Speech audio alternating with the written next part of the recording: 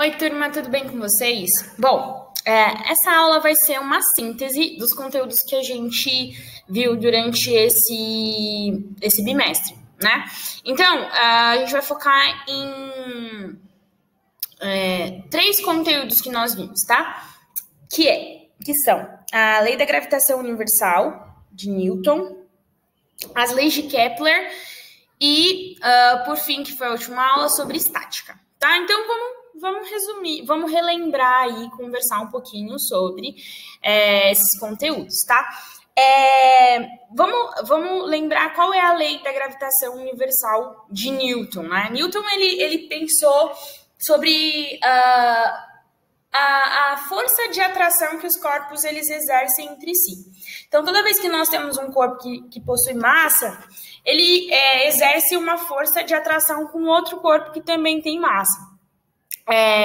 Essa força ela está associada à gravidade, né? Por exemplo, a força-peso, não é? Então, e como que a gente vai calcular a intensidade dessa força? Bom, Newton ele disse que existe uma constante gravitacional, né? A gente vai usar o G maiúsculo, né? Essa aula tá toda aprofundada aí no seu bimestre. Você pode olhar lá na nossa playlist de aulas. Essa força vai ser essa constante, esse G maiúsculo, essa constante gravitacional, multiplicado pela massa de um corpo e multiplicado pela massa do outro corpo, certo? Então, essa constante, a massa de um corpo, a massa do outro corpo, tudo isso dividido pela distância entre esses objetos ao quadrado. Então, vamos supor que aqui eu tenha, sei lá, 5 quilos e aqui eu tenho 2 quilos, certo?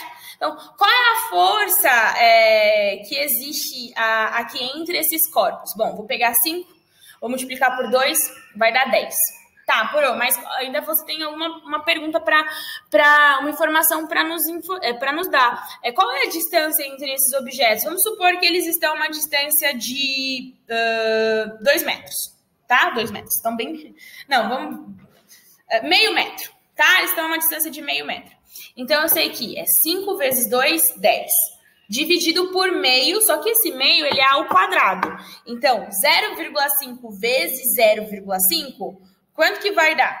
0,5 vezes 0,5. Bom, vai dar 0,25. Então, é 10 dividido por 0,25. Tudo isso deu 40. E esse 40 nós vamos multiplicar pela constante, essa constante da gravitação, que eu não sei de cor, vou dar um Google aqui, tá? Então, até agora a gente tem 40. Constante da gravitação universal, aproximadamente 6,67 vezes 10 a menos 11. Acredito que seja isso, tá? Então, vai ser 40 vezes 6,67 vezes 10 a menos 11, certo? Vou fazer 40 vezes 6,67, deu 266,8. Só que isso é vezes 10 a menos 11, gente. 10 a menos 11, imagina o 10 com 11 casas decimais, né? Então, 0,000000001, né? Então, é uma força, esses objetos a uma distância de 0,5 graus, eles estão tendo uma força de atração muito pequena, certo?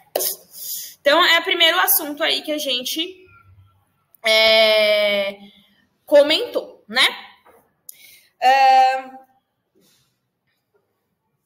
Vou pausar aqui esse vídeo, acho que fica mais interessante fazer os outros em outros vídeos, tá? Pra não ficar tão grande.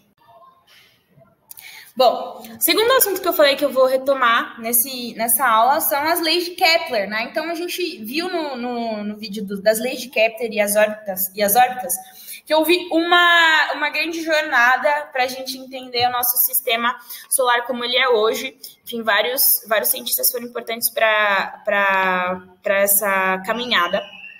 O Kepler, ele é muito conhecido por as 3 leis dele, né?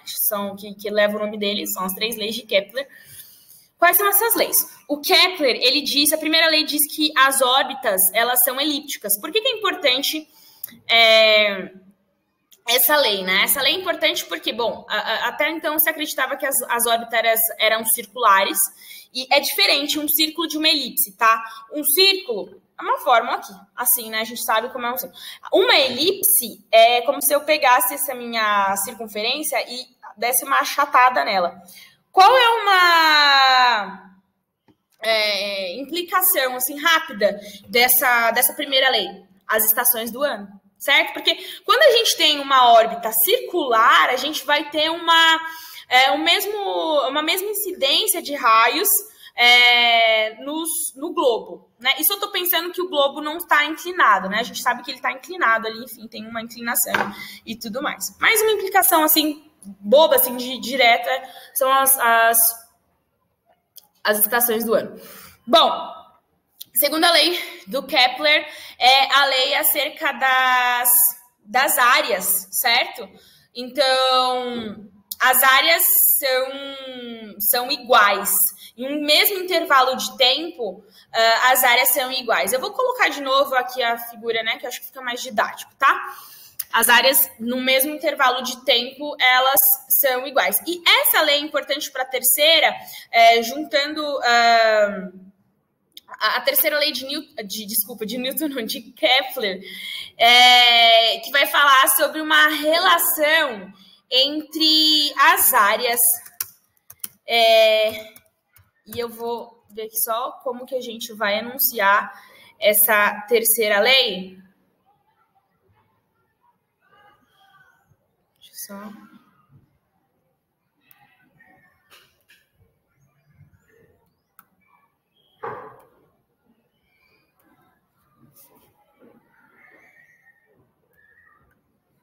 Que é a lei dos períodos, tá? Essa lei, ela vai relacionar o período. O que é um período? É o tempo que um planeta ele vai gastar para dar uma volta no Sol. Então, a terceira lei de Kepler, ela vai dizer que o período, esse tempo que o planeta vai gastar para dar uma volta ao redor do céu, ao quadrado, dividido pelo raio ao cubo, né? Que raio é esse? É a distância entre o Sol e esse planeta. Esse raio é o raio médio, tá? Tem uma forma de calcular esse raio médio também. A divisão entre o período ao quadrado dividido pelo raio ao cubo, isso vai dar uma constante, tá? Vai dar um valor fixo aí para todos os planetas do nosso sistema, certo? Então, essa aí é a nossa terceira lei do Kepler, tá bom?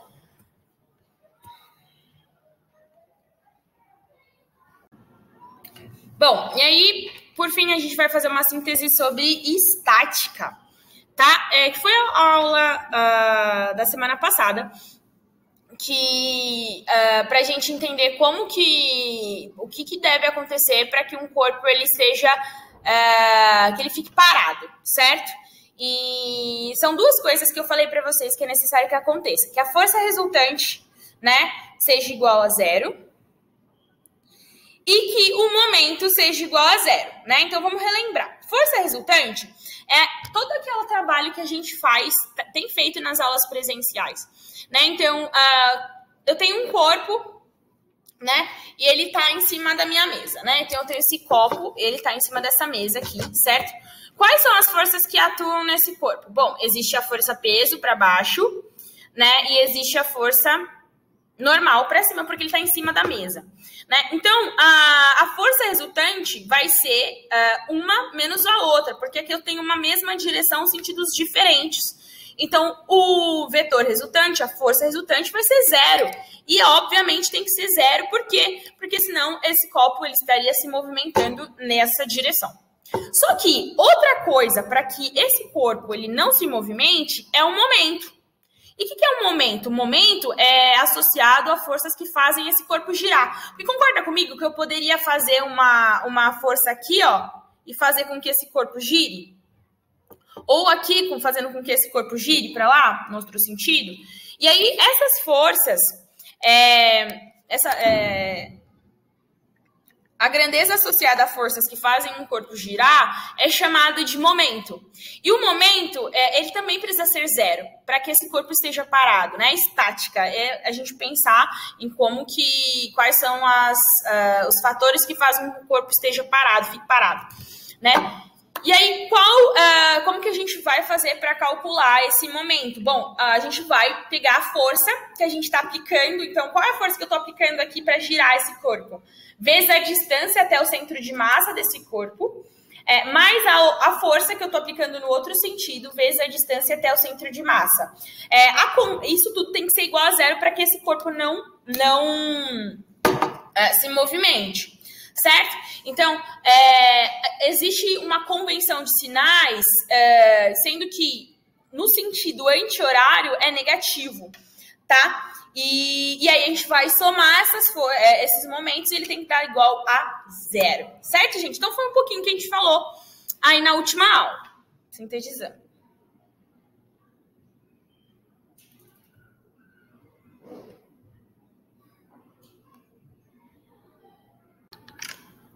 Bom, agora chegou a hora da sua tarefa. Sua tarefa vai ser dividida em duas partes. Primeira parte, você vai fazer um resumo, uma síntese desses 3 assuntos que eu falei, né? A lei universal da gravitação, as leis de Kepler e estática, tá? O momento linear, momento e força resultante, né? Foram essas coisas que eu fiz aí um resumo com vocês.